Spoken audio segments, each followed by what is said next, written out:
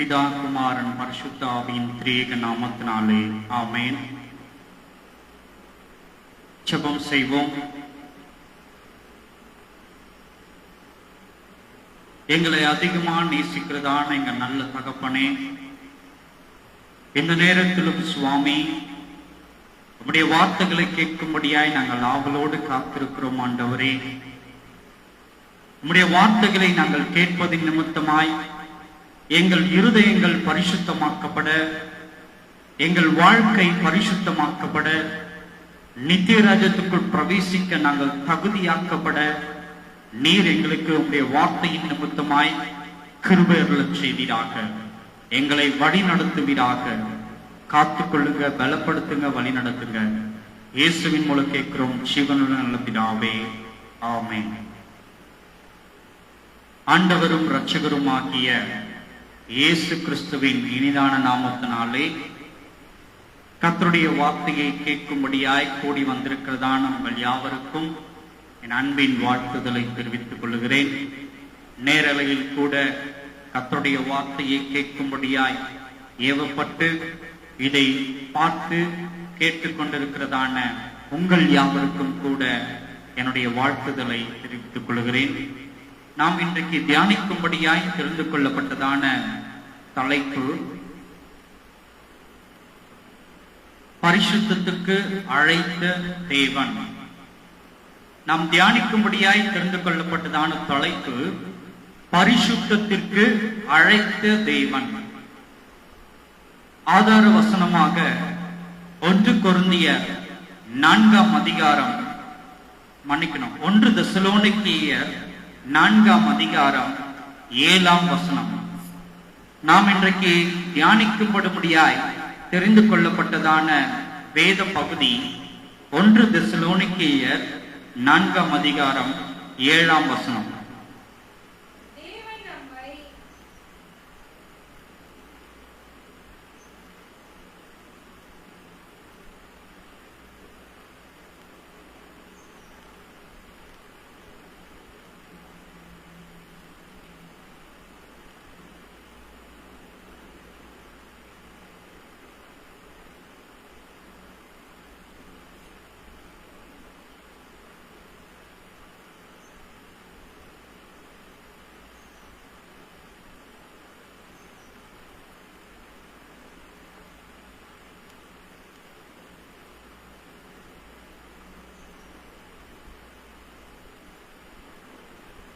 வாசிக்க கேட்போம்.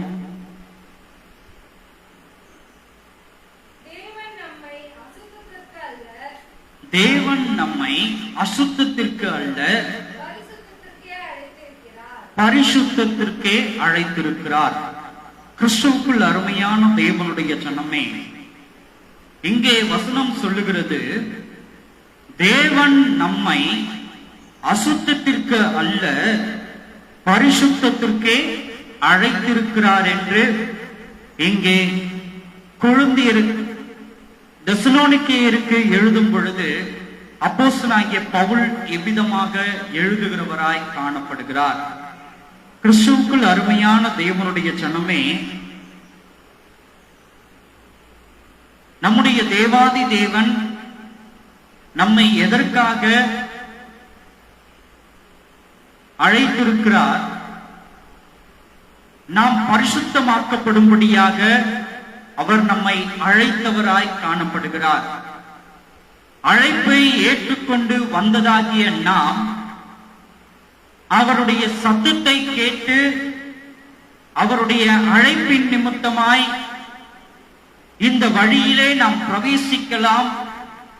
இந்த வழி இது சரியான வழியாய் காணப்படும்.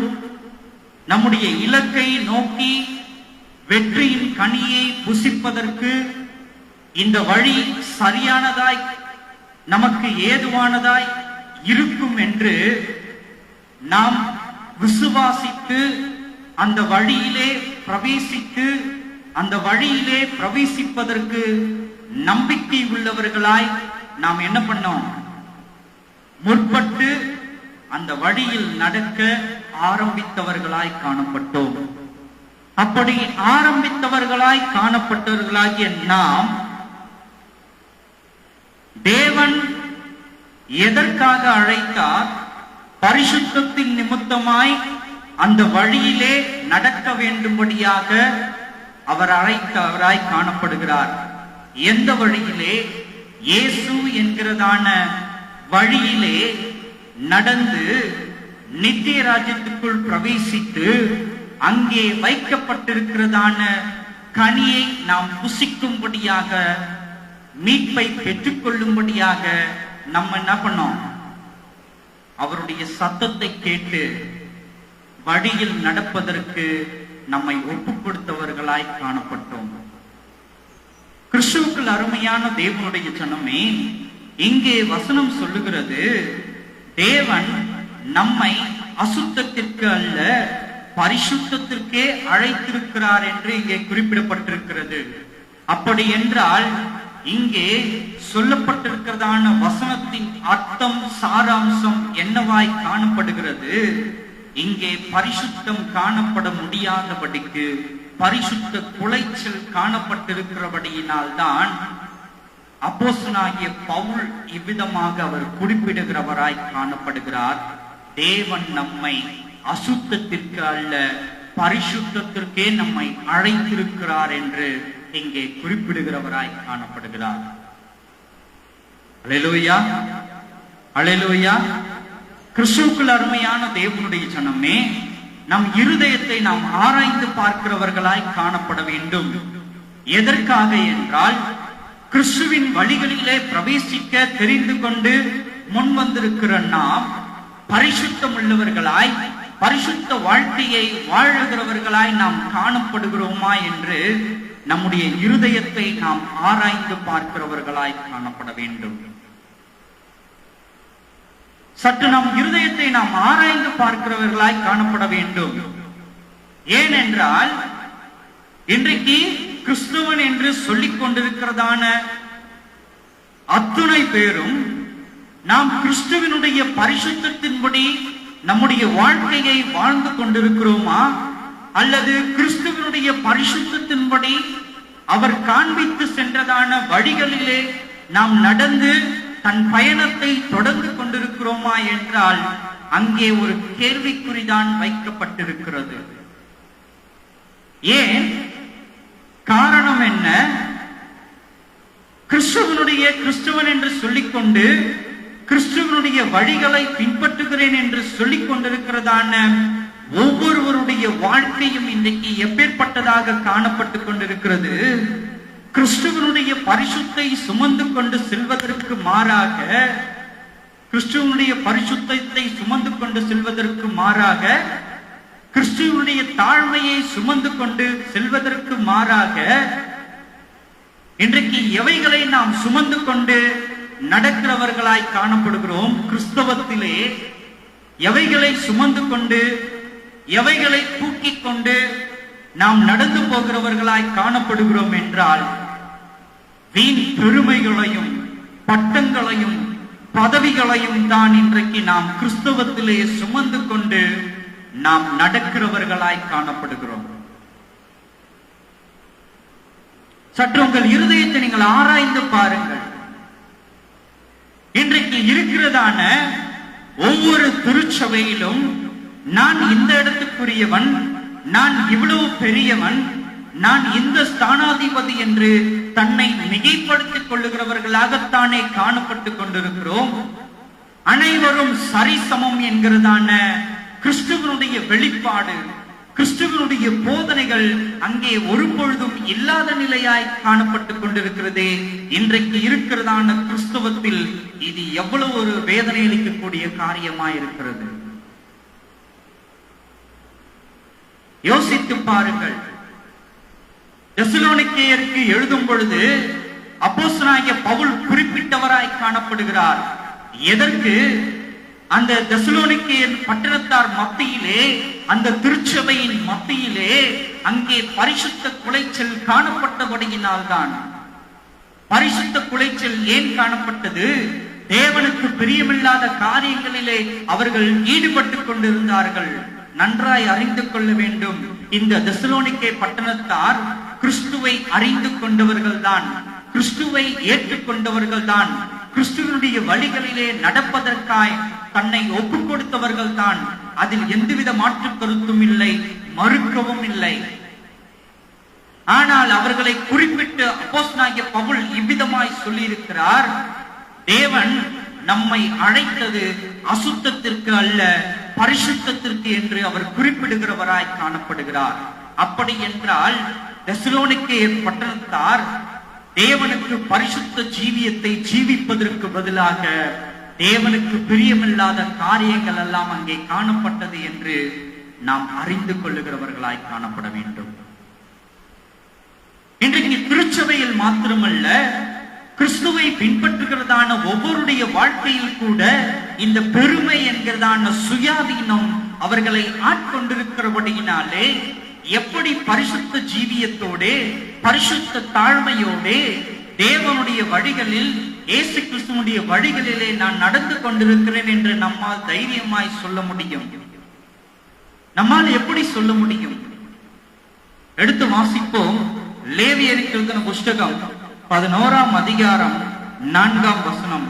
லேவியராகமம் 11:44. மன்னிக்கணும், லேவியராகமம் 11:44.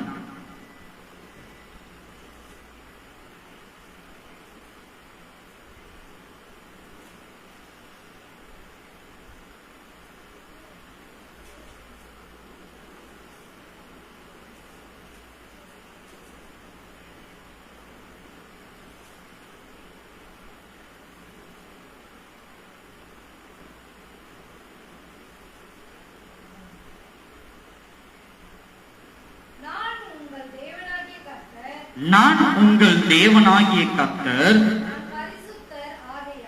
நான் பரிசுத்தர் ஆகையால் தரையில் ஊறுகிற எந்த பிராணிகளிலும் உங்களை தீட்டுப்படுத்தாமல் உங்களை பரிசுத்தமாக்கிக் கொண்டு பரிசுத்தராய் இருப்பீர்களாக என்று இங்கே சொல்லுகிற தேவனாய் காணப்படுகிறார். அல்லேலூயா. கிறிஸ்துவுக்குள் அருமையான தேவனுடைய ஜனமே, இஸ்ரவேல் ஜனங்கள் தேவனை விட்டு சில நேரங்களிலே முறுமுறுக்கும் பொழுது, தேவனுக்கு பிரியமில்லாத காரியங்களை செய்யும் பொழுது அவர் இவ்விதமாக சுட்டிக்காட்டுகிறவராய் காணப்படுகிறார். நான் உங்கள் தேவனாகிய கர்த்தர், நான் பரிசுத்தர். அவர் எப்படிப்பட்டவர்? அவர் எப்படிப்பட்ட தேவனாயிருக்கிறார்? பரிசுத்த தேவனாயிருக்கிறார். பாவத்தை காண மாட்டாத சுத்த கண்ணன் என்று வேத வசனம் சொல்லுகிறது. அவர் பாவத்தை பார்க்க மாட்டாதவராய் காணப்படுகிறார். அவர் பரிசுத்த தேவனாய் காணப்படுகிறார். வசனம் சொல்லுகிறது, சேனைகளின் கர்த்தர் பரிசுத்தர் பரிசுத்தர் பரிசுத்தர் என்று வேத வசனம் இவ்விதமாய் சொல்லுகிறது. கிறிஸ்துவுக்குள் அருமையான தேவனுடைய ஜனமே, இங்கே சொல்லப்பட்டிருக்கிறதான காரியம், ஆகையால் தரையில் ஊறுகிற எந்த பிராணிகளினாலும் உங்களை தீட்டுப்படுத்தாமல் உங்களை பரிசுத்தமாக்கிக் கொண்டு பரிசுத்தராய் இருப்பீர்களாக என்று தேவனாகிய கர்த்தர் சொல்லுகிறவராய் காணப்படுகிறார். தரையில் ஊறுகிறதான எந்த பிராணிகளின் நிமித்தமாகவும் நீங்கள் என்ன பண்ணக்கூடாது? தீட்டுப்பட்டு போய்விடக் கூடாது என்பதை எச்சரிக்கையுள்ளவர்களாய் காணப்பட வேண்டும் என்று அவர் அங்கே சுட்டிக்காட்டுகிற தேவனாய் காணப்படுகிறார். சற்று யோசித்து பாருங்கள். இன்றைக்கு தரையில் ஊறுகிறதான பிராணிகள் நிமித்தமாய் நாம் கூட இன்றைக்கு தீட்டுப்பட்டவர்களாய் காணப்பட்டுக் கொண்டிருக்கிறோம். காரணம் என்ன? எத்தனையான நம் இருதயத்தின் மேன்மைகள், எத்தனையான இருதயத்தில் காணப்படுகிறதான இச்சைகள், எத்தனையான இருதயத்தில் காணப்படுகிறதான வஞ்சக எண்ணங்கள், இவைகள் எல்லாம் இந்த பூமியிலே ஊறுகிறதான பிராணிகளாய் காணப்படுகிறது. யோசித்து பாருங்கள். கிறிஸ்துவனுடைய வாழ்க்கையை பின்பற்ற வேண்டும் என்று, கிறிஸ்துவ ஜீவியத்தில் ஜீவிக்க வேண்டும் என்று வந்திருக்கிற நாம், என்றைக்காவது நான் கிறிஸ்துவை போல கிறிஸ்து போதித்ததை போல என் வாழ்க்கையில் நான் கடைபிடிப்பேன், என் வாழ்க்கையில் அவருடைய வழிகளிலே நிச்சயமாய் நடப்பேன் என்று தீர்மானம் பண்ணினது உண்டா? யோசித்து பாருங்கள். நாம் சொல்லுவதெல்லாம் என்ன சொல்லிக் கொண்டிருக்கிறோம்? இப்பூ உலகிலே நம்முடைய வாழ்க்கையை வாழ்வதற்காக சில நேரங்களிலே, சில சந்தர்ப்ப சூழ்நிலைகளிலே சிலரை நாம் அட்ஜஸ்ட் செய்து கொண்டு அனுசரித்துக் கொண்டு போனால் மாத்திரம்தான் இந்த பூமியிலே நாம் நன்றாய் சுகித்து வாழ முடியும் என்று நாம் சொல்லிக் கொண்டிருக்கிறோம். கிறிஸ்துவுக்குள் அருமையான தேவனுடைய ஜனமே, வசனம் சொல்லுகிறது, நான் பரிசுத்தர், நீங்களும் பரிசுத்தமாய் இருக்க வேண்டும் என்று இங்கு வசனம் சொல்லப்பட்டிருக்கிறது. அவர் பரிசுத்த தெய்வமாய் இருக்கிறபடியினாலே நீங்கள் பரிசுத்தமுள்ளவர்களாய் இருக்க வேண்டும் என்று சொல்லுகிற வசனம் எப்படி நம்மால் சொல்ல முடியும்? சில நேரங்களிலே நம்முடைய வாழ்க்கைகளுக்காய் சிலரை நான் அனுசரித்து போக வேண்டும் என்று நம்மால் எப்படி சொல்ல முடியும்? அப்படி செய்வோமானால், அப்படி சிலரை நாம் அனுசரித்து போவோமானால், ஒருவேளை அது தேவனுக்கு பிரியமில்லாத காரியங்களாய் காணப்படுமேயானால், அக்காரியங்களின் நிமித்தமாய் நாம் செய்கிறதினால் தேவனுடைய பிள்ளைகள் என்கிறதான அங்கீகாரத்தை இழந்தவர்களாய் நாம் காணப்படுவோம் அல்லவா?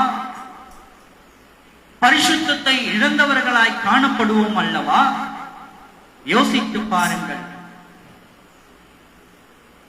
ஒரு மனிதன் ஒரு இடத்திலே வேலை செய்கிறான் என்றால், அந்த வேலை ஸ்தலத்திலே அந்த மனிதனிடத்திலே, ஏன்பா எனக்கு சாதகமாக இந்த கணக்கை நீ மாற்றி எழுது, இந்த கணக்கை நீ சரியாக எழுதினாய் என்றால் இதிலே சில சங்கடங்கள் வரும், பலர் இதிலே மாட்டக்கூடும், தேவையில்லாத பிரச்சனைகள் எல்லாம் இங்கே ஏற்படும். ஆகவே இந்த கணக்கை இவ்விதமாக சரியாய் எழுதுவதற்கு பதிலாக மாற்றி எங்களுக்கு ஏதுவாய் நீ இதை மாற்றினாள் என்றால் உங்களை நாங்கள் கவனிக்கிறோம் என்று சொன்ன பொழுது, அந்த நேரத்திலே நாம் அதை செய்தால் மாத்திரம்தான் இந்த வேலையில் நீடித்து நிலைத்திருக்க முடியும் என்று எத்தனை பேர், நம்மில் எத்தனை பேர் தேவனுக்கு பிரியமில்லாத பரிசுத்த குலைச்சலாக்கப்பட்டிருக்கிறோம். யோசித்து பாருங்கள். எத்தனையோ நேரங்களிலே சரியாக எழுதப்பட வேண்டியதான கணக்கை அடுத்தவர்கள் சொல்லுகிறார்கள் என்று அவர்களுக்கு இசைவாய் மாற்றி எழுதி சில நேரங்களிலே கையூட்டை நாம் பெற்றிருக்கிறோமே. கையூட்டு பெறுவது தேவனுக்கு பிரியமான காரியமா? கையூட்டு பெறுவது பரிசுத்தமான காரியமா? யோசித்து பாருங்கள். இஸ்ரவேல் ஜனங்கள் அந்த எகிப்து தேசத்திலே அடிமைத்தனத்திலிருந்து மீண்டு வந்த பொழுது, இஸ்ரவேல் ஜனங்கள் எகிப்து தேசத்திலே அடிமைத்தனத்திலிருந்து மீண்டு வந்த பொழுது வனாந்தரத்திலே அவர்கள் என்ன பண்ணுகிறாங்க? கானானை நோக்கி நடக்கிறவர்களாய், பிரயாணம் பண்ணுகிறவர்களாய் காணப்படுகிறார்கள். அடிமைத்தனமாகிய எகிப்திலிருந்து நித்திய வாழ்வாகிய, செழிப்பான வாழ்வாகிய கானானை நோக்கி இஸ்ரவேல் ஜனங்களுடைய பிரயாணம் துவங்கப்படுகிறது. பிரயாணம் நடைபெற்றுக் கொண்டிருக்கிறது. பயணம் பண்ணி கொண்டிருக்கிறதான வேளையிலே எத்தனையோ நேரங்களிலே, எத்தனையோ தருவாயிலே அவர்கள் முறுமுறுக்கிறவர்களாய் காணப்படுகிறார்கள். யோசித்து பாருங்கள். அடிமைத்தனமாகிய இந்த பூ உலகிலே நாம் அடிமைப்பட்டிருக்கிறோம். யாருக்கு? பிசாசுக்கு நாம் அடிமைப்பட்டவர்களாய் காணப்படுகிறோம். இல்லை என்று சொல்ல முடியாது, மறுக்கவும் முடியாது. காரணம் என்ன? அவன் சொல்லுகிற அத்தனை காரியங்களையும் கேட்டு பிசாசுவுக்கு கீழ்ப்படிந்தவர்களாய் எல்லாவற்றையும் நாம் செய்து கொண்டிருக்கிறோம். எல்லா பாவங்களையும் நாம் செய்து கொண்டிருக்கிறோம்.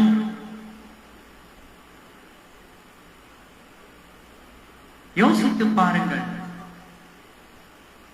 இந்த அடிமைத்தனம் வீடாகிய இந்த பூ உலகின் வீட்டிலிருந்து எப்படி இஸ்ரவேல் ஜனங்கள் எகிப்து தேசத்திலிருந்து கானானை நோக்கி தங்களுடைய பயணங்களை ஆரம்பித்து பயணித்தார்களோ, அதே போலத்தான் இன்றைக்கு நாம் கூட அடிமைத்தனமாகிய இந்த உலகத்திலிருந்து இயேசு என்கிறதான வழியின் வனாந்தரத்திலே நாம் பயணம் பண்ணி கொண்டிருக்கிறவர்களாய் காணப்படுகிறோம்.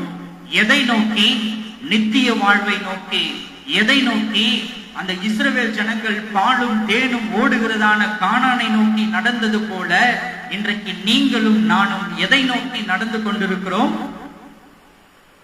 எதை நோக்கி நடந்து கொண்டிருக்கிறோம்? அவர் நமக்கென்று வைத்திருக்கிறதான அந்த கனியை புசிப்பதற்காக, நித்திய ஜீவனுக்குரியதான அந்த கனியை புசிப்பதற்காக. எப்படி இஸ்ரவேல் ஜனங்கள் பாலும் தேனும் ஓடுகிறதான கானான் தேசத்தை சுதந்தரித்துக் கொள்ள வேண்டுமானால் தங்கள் வாழ்க்கையை அவர்கள் பரிசுத்தமாய் காணப்பட வேண்டும் என்று தேவன் அவர்களை திட்டம் செய்திருந்தாரோ, அதே போல இன்றைக்கு நம்மையும் கூட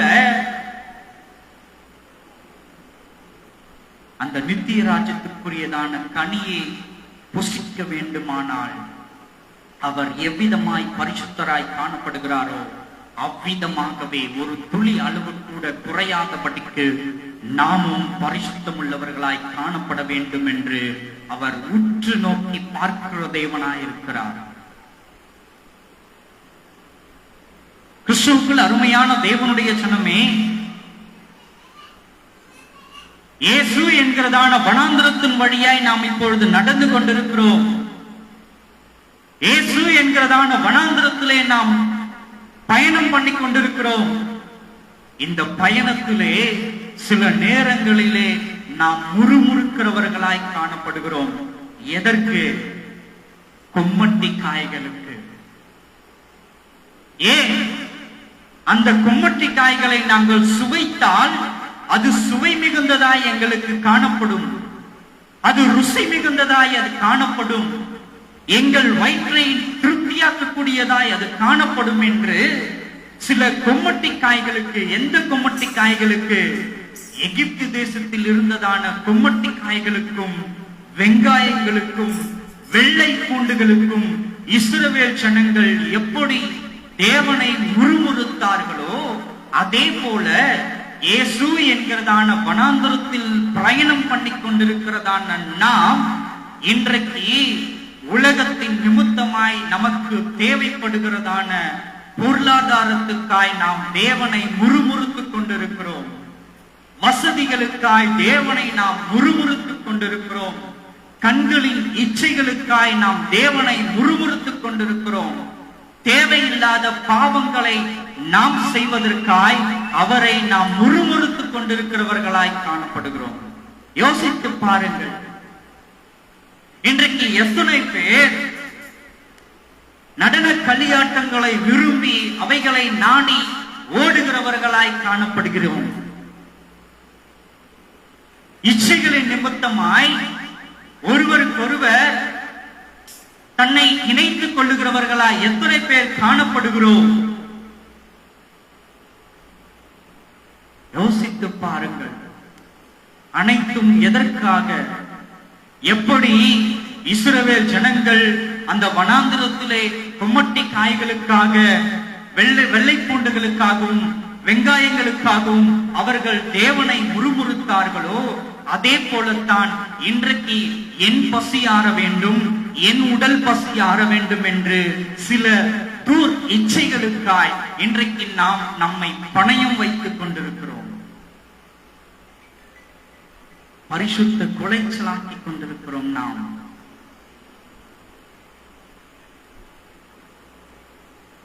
வசனம் இங்கே சொல்லப்பட்டிருக்கிறது, நான் உங்கள் தேவனாகிய கர்த்தர், நான் பரிசுத்தர் என்று. ஆகையால்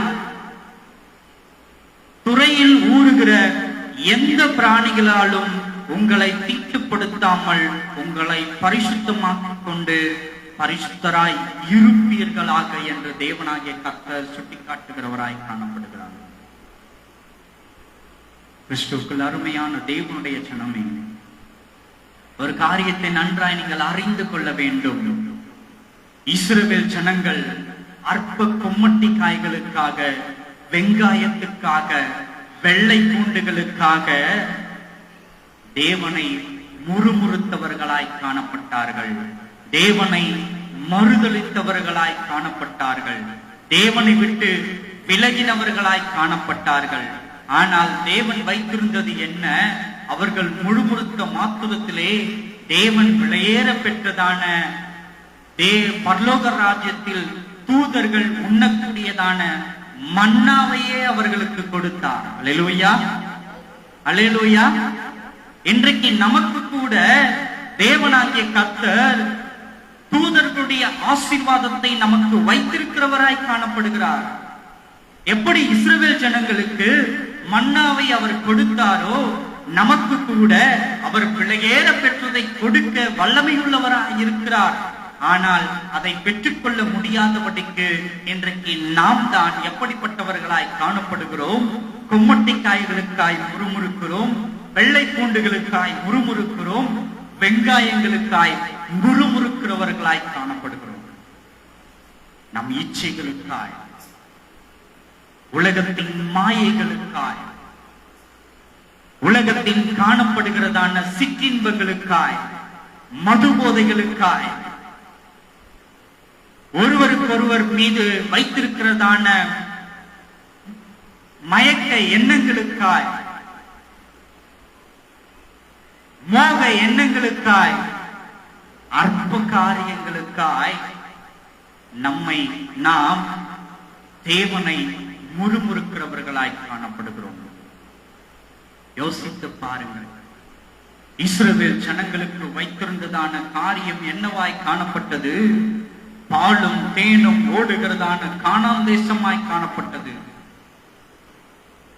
அவர்களுடைய வனாந்திர பாதையிலே அவர்கள் பாலும் தேனும் ஓடுகிறதான தேசத்தை நோக்கி பார்க்காமல் கொம்மட்டி காய்களை பார்த்ததின் நிமித்தமாக அங்கே பயணத்தை ஆரம்பித்ததான யாருமே என்ன பண்ணல? கானான் தேசத்துக்குள் பிரவேசிக்கவில்லை என்று வேதவசனம் தெளிவாய் சொல்லுகிறது. கிறிஸ்துவுக்குள் அருமையான தேவனுடைய ஜனமே, ஒரு காரியத்தை நன்றாய் அறிந்து கொள். தேவனுடைய எச்சரிக்கையின் சத்தம் உன்னை நோக்கி வந்து கொண்டிருக்கிற பொழுது அவைகளை கேட்டும் நீ கேளாத பிள்ளையாய், அவைகளை கேட்டும் நீ உணர்வடையாத பிள்ளையாய் காணப்படுவாயானால் அந்த இஸ்ரவேல் ஜனங்களைப் போல ஒருவரும் ஒரு காலமும் நித்திய ராஜ்யத்திற்குள் பிரவேசிக்க முடியாத நிலை நேரிடும் என்று திட்டவட்டமாயும் ஆணித்தனமாகவும் நான் சொல்லிக் கொள்ளுகிறவனாய் காணப்படுகிறேன். எடுத்து வாசிப்போம். யாத்திராகமம் புஸ்தகம் 6ஆம் அதிகாரம் 7ஆம் வசனம். யாத்திராகமம் 6:7.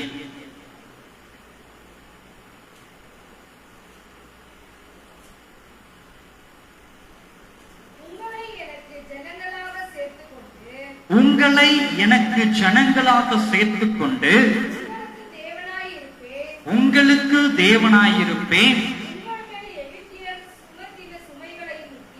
உங்கள் மேல் எகிப்தியர் சுமத்தின சுமைகளை நீக்கி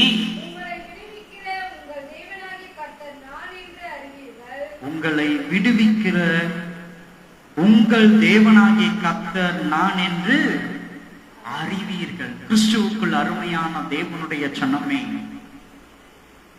தேவனாகிய கர்த்தர் இங்கே இவ்விதமாய் நமக்கு சுட்டி காட்டுகிறவராய் காணப்படுகிறார். உங்களை எனக்கு ஜனமாக சேர்த்துக் கொண்டேன், உங்களுக்கு தேவனாய் இருப்பேன், உங்கள் மேல் எகிப்தியர் சுமத்தின சுமைகளை நீக்கி உங்களுக்கு விடுவிக்கிற உங்கள் தேவனாய் இருப்பேன் என்று தேவனாகிய கர்த்தர் சுட்டி காட்டுகிறவராய் காணப்படுகிறார். எகிப்து தேசத்திலே எகிப்தியர்கள் நிமித்தமாய், பார்வோனின் நிமித்தமாய் அங்கே இஸ்ரவேல் ஜனங்கள் அடிமைப்பட்டிருந்த பொழுது அவர்கள் சுதந்திரவாளிகளாய் அங்கே அமர்த்த பண்ணவில்லை. அவர்களை என்ன பண்ணினார்கள்? செங்கலை அறுக்கும்படியாய் அவர்களை கொடுமைப்படுத்தி அதிக வேலை வலுவை கொடுத்து இவ்வளவு நாட்களில் நீங்கள் இவ்வளவு அதிகமான செங்கல்களை கட்டாயமாய் எங்களுக்கு அறுத்து கொடுக்க வேண்டும் என்கிறதான உத்தரவை போட்டு அவர்களை கஷ்டப்படுத்தி துன்புறுத்தினார்கள். எங்கே? எகிப்து தேசத்திலே. கிறிஸ்துவுக்குள் அருமையான தேவனுடைய ஜனமே, இங்கே வசனம் சொல்லுகிறது, தேவனாகிய கர்த்தர் இவ்விதமாய் சொல்லுகிறார், எகிப்து தேசத்திலே வந்ததான நீ அனுபவித்ததான அந்த பாடுகளை நான் ஒருபொழுதும் என்ன பண்ண மாட்டேன், உனக்கு கொடுக்க மாட்டேன், உனக்கு விடுதலையை நான் கொடுப்பேன் என்று அவர் வாக்கு பண்ணுகிறவராய் காணப்படுகிறார். எப்பொழுது உனக்கு அவர் விடுதலையை கொடுப்பார்? நீ பரிசுத்த மனவாட்டி சபையாய் மாறும் பொழுது. நல்லா தெரிஞ்சுக்கணும், நீ பாவத்தை செய்து கொண்டே, பாவ வாழ்க்கையில் ஈடுபட்டு கொண்டே, பாவத்தை செய்துவிட்டு இஸ்ரவேல் ஜனங்கள் எருசலேம் தேவாலயத்திலே கொண்டு வந்து பலிகளை செலுத்தி, தேவனாகிய கர்த்தாவே, நான் இவ்விதமாக பாவத்தை செய்து விட்டேன், இந்த பாவத்திலிருந்து எனக்கு பாவ விமோச்சனம் கிடைக்கப்பட வேண்டும் என்று அவர்கள் பலி செலுத்தி பாவத்துக்கென்று பாவ விமோச்சனத்தை அவர்கள் பெற்றது போல, நீங்கள் இன்றைக்கு பரிசுத்த குலைச்சலின் நிமித்தமாய் பரிசுத்தமாகாமல் பாவத்தை செய்து கொண்டே இருப்பீர்களானால், மன்னிப்பை கேட்டுக்கொண்டே இருப்பீர்களானால், ஒரு நாள் வரும், நீங்கள் செய்ததான அத்தனை பாவங்களுக்கும் அவர் நீதியுள்ள நியாயாதிபதியாய், அவர் நியாயம் விசாரிக்கிறவராய் காணப்படுவார். ஒருவேளை நீங்கள் கர்த்தருடைய வழிகளிலே நடக்க முற்பட்டு தேவன் எவ்விதமாய் பரிசுத்தமாய் காணப்படுகிறாரோ அவ்விதமாகவே அவருடைய அழைப்புக்கு இணக்கப்பட்டவர்களாய், நீங்கள் பரிசுத்தத்தை காத்து கொண்டவர்களாய் தேவனுடைய நித்திய ராஜ்யத்தை நோக்கி உங்களுடைய பயணம் காணப்படுமேயானால், வழியில் ஏற்படுகிறதான அத்தனை தேவைகளையும் அவர் பூர்த்தி செய்ய வல்லமையுள்ள தேவனாயிருக்கிறார். எது நிமித்தமாக? நீங்கள் கை கொள்ளுகிறதான பரிசுத்தத்தின் நிமித்தமாக. காரணம் என்ன? அவர் பரிசுத்தராய் இருக்கிறபடியினாலே. நம்மிடத்தில் அவர் வேற ஒன்றையும் எதிர்பார்க்கிறது இல்ல. இன்னைக்கு அநேகர் சொல்லிக் கொள்ளுகிறார்கள், நீங்க இவ்வளவு லட்சம் காணிக்க கொடுத்தீங்கன்னா உங்களை இவ்வளவு லட்சமாய் அவரை கொடுத்து ஆசீர்வதிப்பார் என்று. அவர் இவ்வளவு லட்சங்களை உங்களிடத்துல கேட்கவில்லை, இவ்வளவு ஆயிரங்களை உங்களை கேட்கவில்லை, இவ்வளவு கோடிகளை உங்களிடத்திலே கேட்கவில்லை. உங்களிடத்திலிருந்து அவர் எதிர்பார்ப்பதெல்லாம் ஒன்றே ஒன்றுதான், நீ பரிசுத்த ஜீவ வாழ்க்கையை வாழுகிறாயா இல்லையா என்பதை மாத்திரம்தான் உன்னிடத்திலிருந்து அவர் எதிர்பார்க்கிற தேவனாயிருக்கிறார். காரணம் என்ன? காரணம் என்ன? அவர் மனிதனை சிருஷ்டித்த பொழுது தன் சாயலின்படியே, தன் ரூபத்தின்படியே தன்னுடைய ஜீவ சுவாசத்தை ஒவ்வொருவருடைய சரீரத்துக்குள்ளும் உட்பிரவேசித்திருக்கிறார். ஒவ்வொரு சரீரத்துக்குள்ளும் இருப்பது யாருடையது?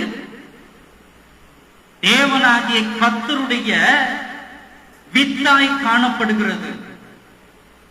ஆகவேதான் தேவனாகிய கர்த்தர் ஆதாமிடத்திலே இவ்விதமாக சொல்லுகிறார், நீங்கள் பழுகி பெருகி பூமியை நிரப்புங்கள் என்று. எதற்கு அவர் பழுகி பெருகி பூமியை நிரப்ப சொன்னார்? அவர்களை எப்படிப்பட்டவர்களாய் அவர் படைத்திருந்தார்? நீதிமான்களாய் படைத்திருந்தார். அவருடைய சாயலின்படி, அவருடைய ரூபத்தின்படி, அவருடைய சுவாசத்தை அவர்களுக்குள் வைத்திருந்தபடியினாலே அந்த சுவாசத்திலிருந்து புதிதாய் வருகிறதான ஒவ்வொரு ஆத்மாவும் எப்படிப்பட்டதான ஆத்மாவாய் காணப்படும்? எப்படிப்பட்ட ஆத்மாவாய் காணப்படும்? பரிசுத்த ஆத்மாவாய் இருக்கும் என்பதை குறித்துதான் நீங்கள் பழுகி பெருகி பூமியை நிரப்ப வேண்டும் என்று அவர் அங்கே மனுஷனுக்கு கட்டளை கொடுத்தவராய் காணப்பட்டார். ஆனால் பின் நாட்களிலே நடந்ததான சம்பவங்கள் எதுவாய் காணப்படுகிறது?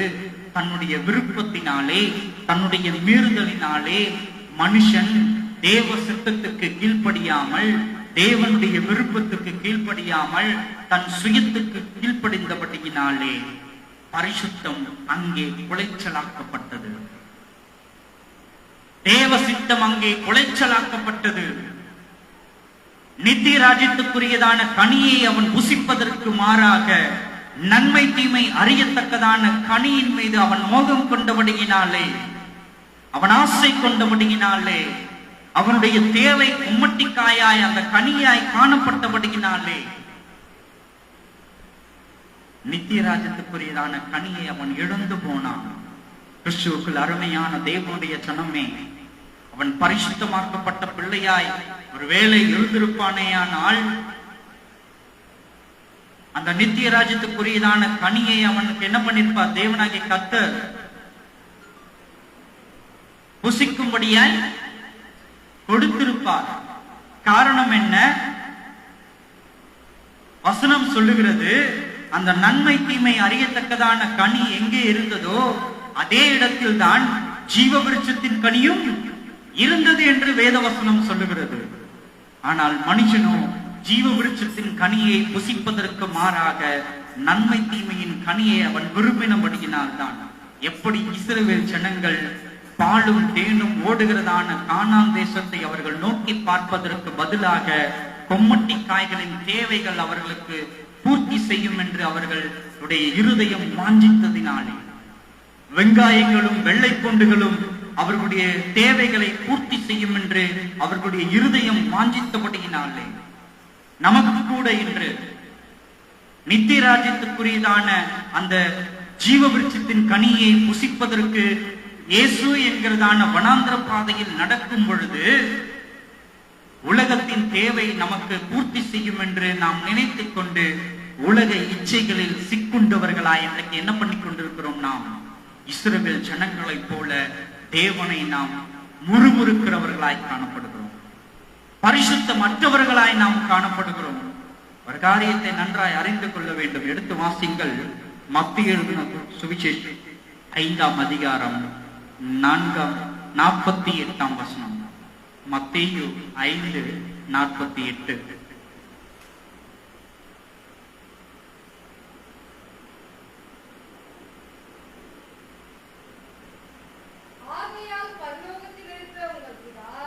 ஆகையால் பரலோகத்தில் இருக்கிற உங்கள் பிதா பூரண சர்க்குணராய் இருக்கிறது போல நீங்களும் பூரண சர்க்குணராய் இருக்க கடவீர்கள் என்று இங்கே வேத வசனம் தெளிவாய் சொல்லப்பட்டிருக்கிறது. கிறிஸ்துவுக்குள் அருமையான தேவனுடைய ஜனமே, நாம் எப்படிப்பட்டவர்களாய் இந்த பூமியிலே வாழ்க்கையை நாம் நடத்துகிறவர்களாய் காணப்பட வேண்டும்? இங்கே வசனம் சொல்லுகிறது போல பரலோகத்தில் இருக்கிற உங்கள் பிதா பூரண சர்க்குணராய் இருக்கிறது போல நீங்களும் பூரண சர்க்குணர்களாய் இருக்க கடவீர்கள் என்று இங்க வேத வசனம் சொல்லுகிறது. அவர் பரலோகத்திலே எவ்விதமாக பரிசுத்தராய் காணப்படுகிறாரோ அதே பரிசுத்தம் இந்த பூமியில் வாழுகிறதான ஒவ்வொரு மனிதனுக்குள்ளும் காணப்பட வேண்டியது நிச்சயமாய் காணப்படுகிறது. ஆனால் நாம் நினைத்துக் கொண்டிருக்கிறதான காரியம் என்னவா இருக்கிறது? நம் விருப்பத்தின்படி, நம் இருதயத்தின் எண்ணத்தின்படி, நம் இருதயத்தின் ஏக்கத்தின்படி. யோசிச்சு பாருங்க, என்னால சொல்ல முடியல. அனைவருடைய வாய்களில் இருந்தும் புறப்படுகிறதான வார்த்தை என்னவா இருக்கிறது? நான் எதற்காக இந்த பூமியிலே பிறந்தேன்? இந்த பூமியை நான் அனுபவிப்பதற்காகத்தானே நான் பிறந்தேன் என்று இன்றைக்கு அனைவருடைய வாய்களிலும் பிரதானமாய் சொல்லுகிற வார்த்தையாய் காணப்படுகிறது. நான் சம்பாதிக்கிறேன், நான் என் விருப்பத்தின்படி என்னுடைய வாழ்க்கையை அமைத்துக் கொள்ள எனக்கு உரிமை உண்டு என்கிறதான வார்த்தை இன்றைக்கு ஒவ்வொருடைய இருதயத்திலிருந்து வாய் வழியாய் பிறந்து படுகிறதான காணப்படுகிறது. ஆனால் வேதவசனம் இங்கே சொல்லுகிறதான காரியம் என்ன? பரலோகத்தில் இருக்கிற உங்கள் பிதா பூரண சர்க்குணராய் இருக்கிறது போல நீங்களும் பூரண சர்க்குணராய் இருக்க வேண்டும் என்று இங்கு வேத வசனம் சொல்லுகிறது. அவர் பரலோகத்திலே பூரண சர்க்குணராய் இருக்கிறபடியினால் நாமும் இங்கே பூரண சர்க்குணர்களாகத்தான் இருக்க வேண்டும்.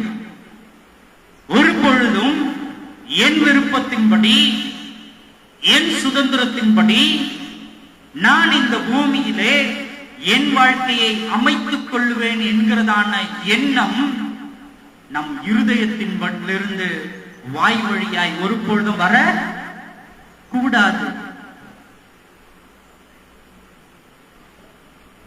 வேதவசனம் அதைத்தான் சுட்டிக்காட்டுகிறது.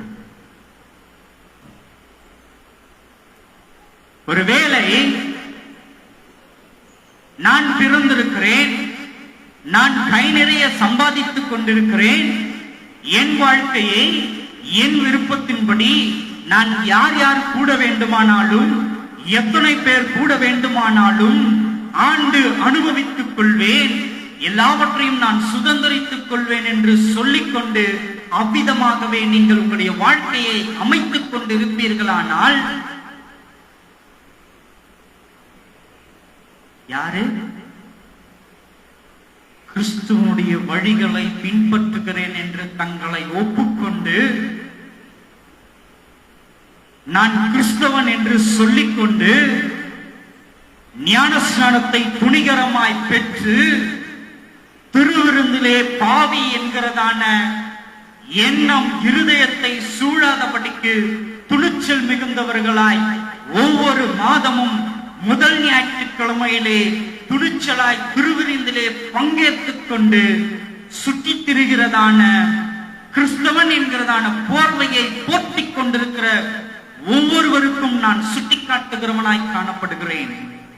அவர் பரலோகத்தில் எப்படி பூர்ண சர்க்குணர்களாய் இருக்கிறாரோ அவ்வண்ணமாகவே நாமும் இந்த பூமியிலே பூரண சர்க்குணர்களாய் இருக்க வேண்டும் என்று அவர் திட்டவட்டமாய் சொல்லியிருக்கிறார். அவரே சொல்லியிருக்கிறார்.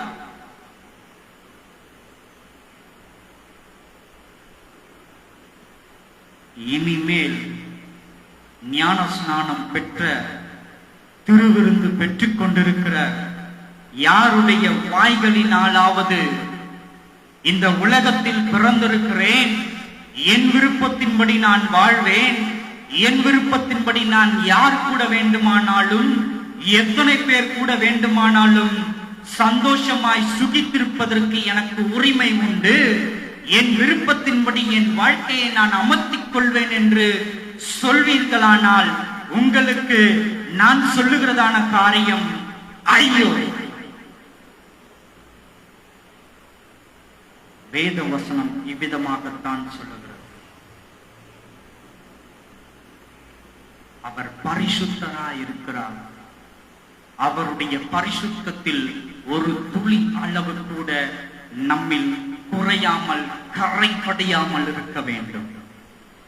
ஏனென்றால் ஆத்துமா உங்களுடையதல்ல, ஆத்துமாவுக்கு சொந்தக்காரர்கள் நீங்கள் அல்ல.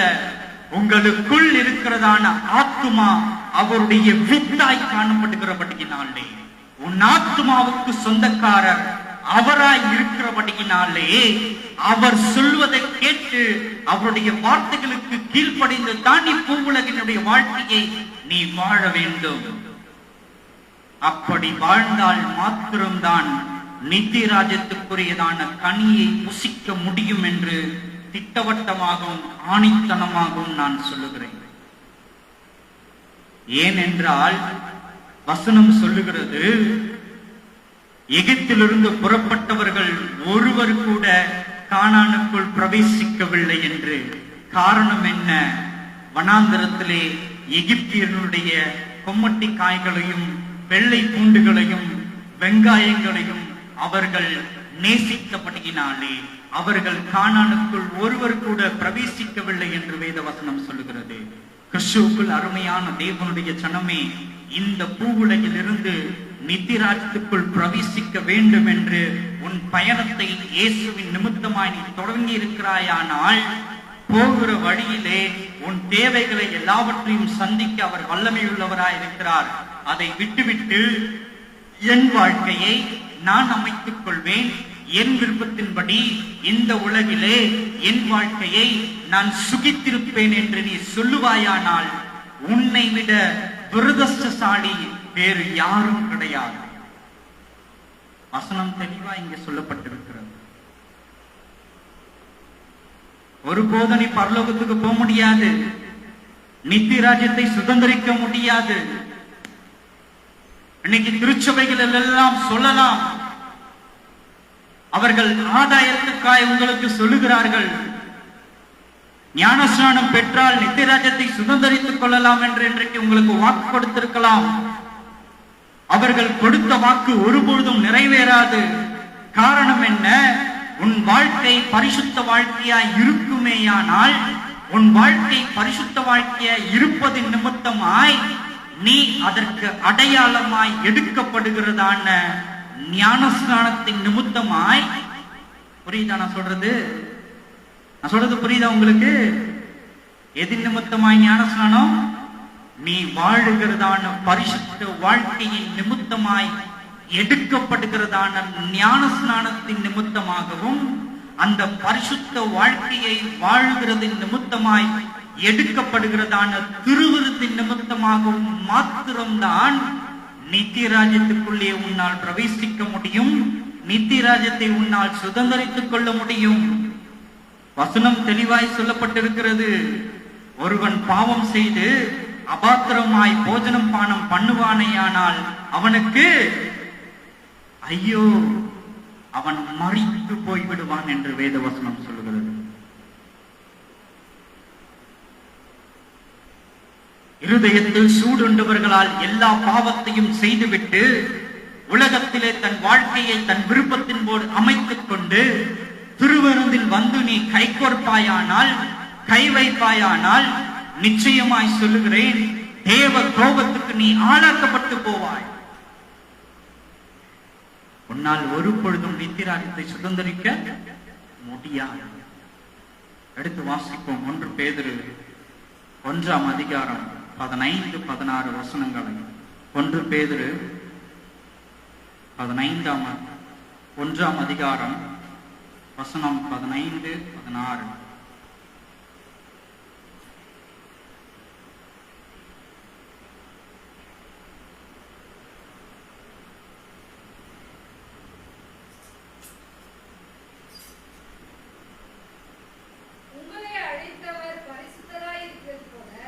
உங்களை அழைத்தவர் பரிசுத்தராய் இருக்கிறது போல நீங்களும் உங்கள் நடக்கைகள் எல்லாவற்றிலேயும் பரிசுத்தராயிருங்கள். நான் பரிசுத்தர், ஆகையால் நீங்களும் பரிசுத்தராயிருங்கள் என்று எழுதியிருக்கிறதே.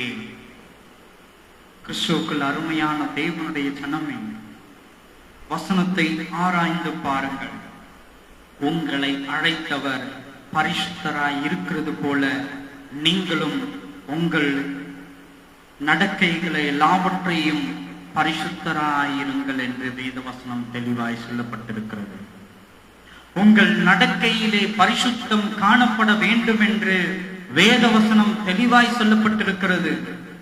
ஒருவேளை உன் வாழ்க்கையின் நடக்கையிலே பரிசுத்த ஜீவியம் இல்லாதிருக்குமேயானால், இப்பொழுது வேண்டுமானால் என் விருப்பத்தின்படி வாழ்ந்துவிட்டு என் கடைசி நாட்களிலே நான் மண்டியிட்டு மன்னிப்பு கேட்டால் என்னை மன்னித்து விடுவார் என்கிறதான எண்ணம் உன்னிடத்தில் இருக்குமேயானால், நான் ஒரு கேள்வியை உங்களிடத்திலே இந்த நேரத்திலே கேட்க விருப்பமுள்ளவனாய் காணப்படுகிறேன். ஒப்புக் கொடுக்க வேண்டியதான நேரத்திலே ஒப்புக் கொடுக்காமல் உதாசீனமாய் இருந்துவிட்டு நேரம் சம்பவித்தது என்று கடைசி நேரத்திலே தங்களை ஒப்புக் கொடுப்பீர்களானால், ஒரு சின்ன உதாரணம் கூட சொல்லலாம்னு நினைக்கிறேன். ஒரு தேசம் இருக்குது, அந்த தேசத்துக்கென்று அநேக போர் வீரர்கள் இருக்கிறார்கள், நியமிக்கப்பட்டிருக்கிறார்கள். அந்த போர் வீரர்கள் யுத்தத்துக்கென்று நியமிக்கப்பட்டவர்களாய் காணப்படுகிறார்கள். அப்படி யுத்தத்துக்கென்று அந்த போர் வீரர்கள் நியமித்திருக்கிறார்கள் என்றால், அந்த போர் வீரர்களுடைய வேலை என்னவா இருக்கிறது? யுத்தம் பண்ணுவது வேலையாய் காணப்படுகிறது. அதற்காக யுத்தத்துக்கென்று நியமிக்கப்பட்டார்கள் என்று டெய்லி போயிட்டு அவங்களால சண்டை போட முடியுமா? முடியாது. ஏன்? எதிரிகள் அந்த தேசத்தை தாக்க வரும் பொழுது அவர்கள் தயார்படுத்தப்பட்டவர்களாய், ஆயத்தம் உள்ளவர்களாய், எதிராளியோட யுத்தம் பண்ண அவர்கள் ஆயத்தம் உள்ளவர்களாய் காணப்பட வேண்டும். ஒருவேளை அந்த போர் வீரர்கள் எல்லாம் தங்களுடைய நேரங்களிலே ஆயத்தப்படுத்த வேண்டியதான நேரங்களிலே ஆயத்தப்படுத்தாமல், சண்டை வரும்போது நம்ம பார்த்துக்கலாம், சண்டை வரும்போது நம்மளுடைய ஆயுதங்களை நாம் கையிலே எடுத்துக்கொள்ளலாம் என்று ஒரு ஒரு அஜாக்கிரதைத்தனம் அவரிடத்திலே இருக்குமேயானால், திடீரென்று எதிரி அவர்களை தாக்கப்படும் பொழுது அவர்கள் என்ன பண்ணி போவார்கள்? என்ன பண்ணி போயிடுவாங்க? எதிரிக்கு எதிர்த்து நிற்க முடியாதவர்களாய் எதிரியுடைய கைக்கு அகப்பட்டு மாண்டு போகிறதான நிலை அங்கே காணப்படும். கிறிஸ்துவுக்குள் அருமையான தேவனுடைய ஜனமே, இங்கே வசனம் சொல்லுகிறது போல, நீ தேவனுக்கென்று உன்னை அர்ப்பணிக்க வேண்டியதான நேரத்திலே, உன்னுடைய வாலிப பருவத்திலே அர்ப்பணிக்காமல், வயது முடிந்து வயது மூர்ப்பின் காலத்திலே உன்னை நீ கர்த்தரிடத்திலே அர்ப்பணிப்பாயானால், உன் வாலிப பருவத்திலே உன் விருப்பத்தின்படி நீ சுற்றி திரிந்து கொண்டிருந்தாயே, தேவையில்லாத பாவ காரியங்களிலே ஈடுபட்டு கொண்டிருந்தாயே, தேவனுக்கு பிரியமில்லாத காரியங்கள் எல்லாம் நீ செய்து கொண்டிருந்தாயே, அந்த காரியங்களுக்கெல்லாம் நியாயம் எப்பொழுது தீர்க்கப்படும்? என்றைக்காவது யோசித்தது உண்டா? வசனம் சொல்லுகிறது, தெரியாமல் செய்கிறதான பாவத்துக்கு மாத்திரம்தான் மன்னிப்பு உண்டு, தெரிந்து செய்கிறதான பாவத்துக்கு மன்னிப்பு இல்லை என்று வேதவசனம் தெளிவாய் சொல்லப்பட்டிருக்கிறதே. எது தெரியாமல் செய்த பாவம்? தேவனை அறியப்படுவதற்கு முன்பதாக, இயேசு கிறிஸ்துவை தன் சொந்த இரட்சகராக ஏற்றுக்கொள்ளப்படுவதற்கு முன்பதாக செய்ததான காரியம்தான் நீ அறியப்படாத பாவமாய் காணப்படுகிறதல்லவா? இயேசு கிறிஸ்துவை ஏற்றுக்கொண்டு, ஞானஸ்நானத்தை பெற்றுக்கொண்டு, திருவிருந்தில் கையெடுத்துக் கொண்டு, இன்னும் நீ துணிச்சலாய் துணிகர பாவத்தில் ஈடுபட்டுக் கொண்டிருக்கிறாயே. அநேக போதகர்கள் கூட இதை செய்து கொண்டிருக்கிறீர்கள். அநேக ஊழியர்கள் கூட இந்நாளிலே இதை செய்து கொண்டிருக்கிறீர்கள். அப்படி என்றால் தேவனுடைய நியாயத்திற்கு பரிசுத்த குலைச்சலாக்கினபடியினாலே ஒவ்வொருவர் மீதும் நிச்சயமாய் கட்டாயமாய் வரும் என்று தேவன் சமூகத்துக்கு முன்பதாய் நிற்கிறதான நான் சொல்லுகிறேன்.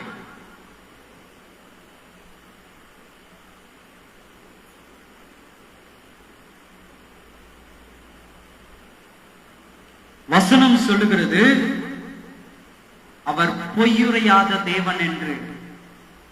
அவர் எப்படிப்பட்ட தேவன்? பொய் சொல்லாத தேவன்.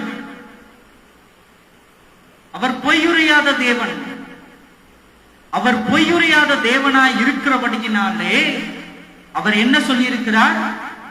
நீ அறியாமல் செய்கிற பாவத்துக்கு மாத்திரம்தான் மன்னிப்பு உண்டு, அறிந்து செய்கிறதான அத்தனை பாவத்துக்கும் நியாயத்திற்கு உண்டு என்று அவர் திட்டவட்டமாய் சொல்லி இருக்கிறபடியினால், கிறிஸ்துவை ஏற்றுக்கொள்வதற்கு முன்பதாக செய்த பாவத்துக்கு வேண்டுமானால் உனக்கு மன்னிப்பு உண்டு. ஆனால் கிறிஸ்துவை ஏற்றுக்கொண்டு இயேசு கிறிஸ்து என்கிறதான வனாந்திரத்திலே நீ நடந்து கொண்டிருக்கும் பொழுது, கிறிஸ்துவன் என்கிறதான போர்வையை போர்த்திக் கொண்டு நீ செய்கிறதான துணிகரமான கள்ள உபதேசங்கள், கள்ள வாழ்க்கையின் பாவங்கள், கள்ள இச்சையின் பாவங்கள், கள்ள போதையின் பாவங்கள், கள்ளத்தனமான அத்தனை பாவங்களுக்கும் நிச்சயமாய் அவர் நியாயம் தீர்க்க நியாயாதிபதியாய் அவர் வர சித்தமுள்ளவராய் காணப்படுகிறார். மனம் திரும்பு, இன்றைக்கே மனம் திரும்பு. இந்த வார்த்தைகள் யார் யாருடைய காதுகளில் எல்லாம் கேட்கப்படுகிறதோ, வசனம் சொல்லுகிற விதமாய் காதுள்ளவன் வசனத்தை கேட்க கடவான் என்கிறதான வசனத்தின் நிமித்தமாய் உனக்கு காதுகள் இருக்குமேயானால், அடைக்கப்படாது இருக்குமேயானால், தேவ எச்சரிப்பை கேட்டு அவர் பாதபடிக்கு நீ ஓடோடி வரும் பொழுது உனக்கு நிச்சயமாய் அவர் கிருபை அளிக்கக்கூடிய தேவனாய் இருக்கிறார். அடுத்து வாசிப்போம். வெளிப்படுத்தின சுவிசேஷம் 22ஆம் அதிகாரம் 11 முதல் 14 முடிய. வெளிப்படுத்தின சுவிசேஷம் 22ஆம் அதிகாரம் வசனங்கள் 11 முதல் 14 முடிய வாசிங்க. அநியாயம் செய்கிறவர்கள் இன்னும் அநியாயம் செய்யட்டும், அசுத்தமாய் இருக்கிறவன் இன்னும் அசுத்தமாய் இருக்கட்டும், நீதியுள்ளவன் இன்னும் நீதி செய்யட்டும், பரிசுத்தமுள்ளவன் இன்னும் பரிசுத்தமாகட்டும். இதோ சீக்கிரமாய் வருகிறேன். அவனவனுடைய கிரியைகளின்படி அவனவனுக்கு நான் அளிக்கும் பலன் என்னோடு கூட வருகிறது. நான் அல்பாவும் ஒமேகாவும் ஆதியும் அந்தமுமாய், முந்தினவரும் பிந்தினவருமாய் இருக்கிறேன்.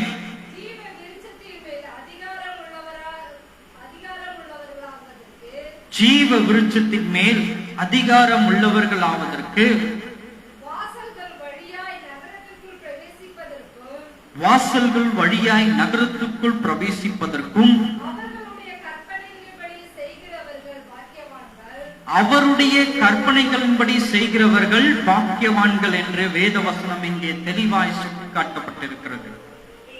கிறிஸ்துவுக்குள் அருமையான தேவனுடைய ஜனமே, கிறிஸ்தவன் என்று கிறிஸ்துவனுடைய போர்வையை போத்துக் கொண்டிருக்கிறதான உனக்காக சொல்லப்பட்டதான இயேசு கிறிஸ்துவனுடைய வாய்களிலிருந்து பிறந்து வந்ததான வார்த்தை இது. யோவானுக்கு வெளிப்படுத்தப்பட்டதான வார்த்தை இது. தேவனிடத்திலிருந்து கடந்து வந்ததான வார்த்தை இது. அது என்னவாய் காணப்பட்டுக் கொண்டிருக்கிறது? இங்கே சொல்லப்பட்டிருக்கிறது, அநியாயம் செய்கிறவன் இன்னும் அநியாயம் செய்யட்டும், அசுத்தமாய் இருக்கிறவன் இன்னும் அசுத்தமாய் இருக்கட்டும் என்று வேத வசனம் இங்கே தெளிவாய் சொல்லப்பட்டிருக்கிறது. இன்றைக்கு நீ சொல்லிக் கொண்டிருக்கிறாய் அல்லவா, இயேசு கிறிஸ்துவை நான் ஏற்றுக்கொண்டேன், ஆனால் அவனோ எல்லாவற்றையும் செய்து கொண்டு உலகத்தை சுதந்திரித்துக் கொண்டு அனுபவித்துக் கொண்டிருக்கிறான் என்று அவனை பார்த்து சுட்டிக்காட்டிக் கொண்டிருக்கிறாய் அல்லவா நீ.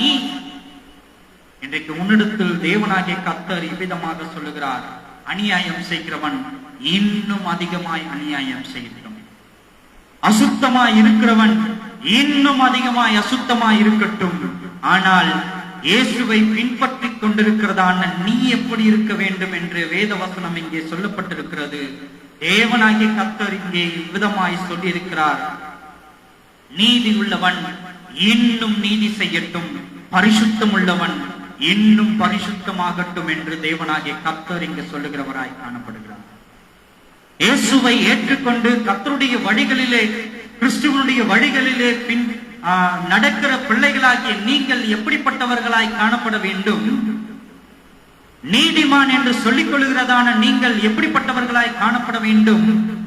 இன்னும் நீதி செய்கிறவர்களாய் காணப்பட வேண்டும், இன்னும் பரிசுத்தம் உள்ளவர்களாய் காணப்பட வேண்டும். கிறிஸ்துவுக்குள் அருமையான தேவனுடைய ஜனமே, உலகத்தின் மாயைகளில் சிக்கப்பட்டவர்களாய், உலகத்தின் மாய இச்சைகளில் சிக்குண்டவர்களாய் நீங்கள் இருப்பீர்களானால், இஸ்ரவேல் ஜனங்களைப் போல வனாந்திரத்திலேயே தத்தளிக்கப்பட்டவர்களாய் கைவிடப்பட்டவர்களாய் மாறி போவீர்கள் என்று நான் உங்களிடத்திலே சொல்லுகிறவனாய் காணப்படுகிறேன். கிறிஸ்துவுக்குள் அருமையான தேவனுடைய ஜனமே, ஒரு காரியத்தை நன்றாய் நீ அறிந்து கொள்ள வேண்டும். தேவ கோபத்துக்கு ஆளாக்கப்படாமல் நித்திய ராஜ்யத்துக்குரியதான நமக்கென்று வைத்திருக்கிறதான அந்த கனியை புசிப்பதற்கு உலக வாழ்க்கையிலே காணப்படுகிறதான தேவையில்லாத இச்சைகள், தேவையில்லாத வீண் பெருமைகள், தேவையில்லாத உலக வாழ்க்கையின் துறைத்தனங்கள் எல்லாவற்றையும் அகற்றிவிட்டு தேவ சமூகத்துக்கு பரிசுத்தம் உள்ளவராய் அவர் எவ்விதமாய் காணப்படுகிறாரோ அவ்விதமாகவே நாமும் பரிசுத்தம் உள்ளவர்களாய் தங்களுடைய வாழ்க்கையை ஒப்பு கொடுப்போமேயானால் நிச்சயமாய் சொல்லுகிறேன், பரிசுத்த வாழ்க்கை இந்த பூமியிலே நீங்கள் வாழ்ந்தால் மாத்திரம்தான் நித்திரத்துக்குள்ளே போக முடியும். ஞான ஸ்நானம் பெற்றிருந்தாலோ அல்லது திருவிருந்து எடுத்திருந்தாலோ ஒரு பொழுதும் பரலோகத்துக்குள் பிரவேசிக்க முடியாது. இந்த பூமியிலே ஒரு குற்றமும் செய்யாதவர்களாய் பரிசுத்த வாழ்க்கையை வாழ்ந்தால் மாத்திரம்தான் பரலோகத்துக்குள் பிரவேசிக்க முடியும். வேதம் அவ்விதமாகத்தான் சுட்டி காட்டுகிறது, அவ்விதமாகத்தான் சொல்லுகிறது. அல்லேலூயா, அல்லேலூயா.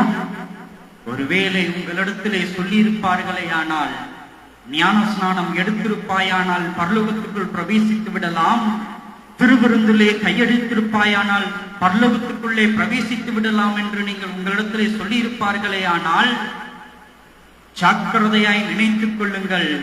எப்பேற்பட்டவர்கள் ஞான ஸ்நானம் பெற்றிருந்தால் பரலோகத்துக்குள் போக முடியும் தெரியுமா? எப்பேற்பட்டவர்கள் திருவிருந்தை பெற்றிருந்தால் பரலோகத்துக்குள் போக முடியும் தெரியுமா? இந்த உலகத்திலே ஒரு குற்றமும் செய்யாதவர்களாய் பரிசுத்த வாழ்க்கையை வாழுகிறவர்களாய் காணப்பட்டால் மாத்திரம்தான் பரலோகத்துக்குள் பிரவேசிக்க முடியும். சாட்சி வேதத்திலேயே உண்டு. ஒருவன் கூட பேழைக்குள் பிரவேசியாமல் நோவா மாத்திரம்தான், நோவா மாத்திரம்தான், நோவாவின் நிமித்தமாய் அவன் குடும்பம் ரட்சிக்கப்பட்டது. வசனம் தெளிவாய் சொல்லுகிறது, பேழைக்குள் பிரவேசிக்க தகுதிப்பட்டவன் யார்? நோவா மாத்திரம்தான் தகுதிப்பட்டவனாய் காணப்பட்டான். ஆனால் நோவா வருத்தப்படக்கூடாது என்பதற்காக, நோவாவின் மனம் உடைக்கப்படக்கூடாது என்பதற்காக, நோவா வேதனை கொள்ளக்கூடாது என்பதற்காக, நோவாவுக்காக நோவாவின் குடும்பத்தை தேவனாகிய கர்த்தர் பேழைக்குள்ளே அனுமதித்தார். ஜாக்கிரதையாய் காணப்பட வேண்டும். ஒவ்வொருவருக்குள்ளும் பரிசுத்த வாழ்க்கை காணப்பட வேண்டும். நன்றாய் அறிந்து கொள்ள வேண்டும். தேவன் பரிசுத்தப்படுத்தினதுனாலே இந்த பூமியில் இருந்ததான அத்தனை ஜனங்களும் அழிக்கப்பட்டார்கள். நோவா மாத்திரம் உள்ளே பிரவேசிக்க தகுதியாக்கப்பட்டவனாய் இருந்தான். ஆனால் நோவாவின் குடும்பமும் உள்ளே போனார்கள். பின் நாட்களிலே நடந்ததான சம்பவம் என்னவாய் காணப்பட்டது? நோவாவின் பிள்ளைகளின் நிமித்தமாய் பழையபடி பாவங்கள் பூமியிலே பெருக துவங்கினது. ஒருவேளை நோவாவோடே நோவாவின் பிள்ளைகளும் அவன் குடும்பத்தாரும் நீதிமான்களாய் பேழைக்குள்ளே பிரவேசித்திருப்பார்களே ஆனால் நிச்சயமாய் இந்த பூமியிலே பாவம் என்ன பண்ணிருக்காது? மீண்டுமாய் தலை தூக்கி இருக்காது. வசனம் தெளிவா சொல்லுது, நோவா மட்டும்தான் நீதிமானாய் தேவனுக்கு முன்பதாய் காணப்பட்டான் என்று. நோவாவுக்கு மட்டும்தான் தேவனுடைய கண்களில் இரக்கம் கிடைத்தது என்று வசனம் தெளிவாய் சொல்லுகிறது. நோவாவின் நிமித்தமாக அவன் குடும்பம் ரட்சிக்கப்பட்டது. நோவாவும் நோவாவின் குடும்பத்தாரும் அல்ல, நோவாவின் நிமித்தமாக அவன் குடும்பம் ரட்சிக்கப்பட்டது.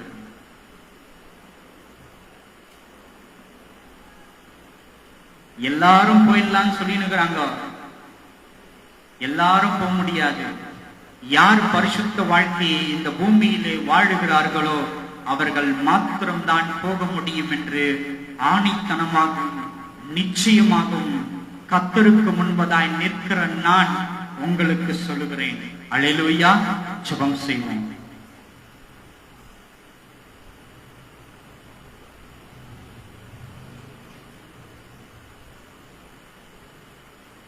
மகிமை உள்ள தேவனே, உம்மை நாங்கள் நன்றியோடு துதிக்கிற சுவாமி. உம்மை போற்றுகிறோம், உம்மை புகழுகிறோம். ஆண்டவரே பரிசுத்தர், நீர் பரிசுத்தர், நீர் பரிசுத்தராய் இருக்கிறபடியினாலே உம்முடைய பரிசுத்த வாழ்க்கையை நாங்கள் வாழ இந்த பூமியிலே எங்களை நாங்கள் அர்ப்பணித்திருக்கிறோம் சுவாமி.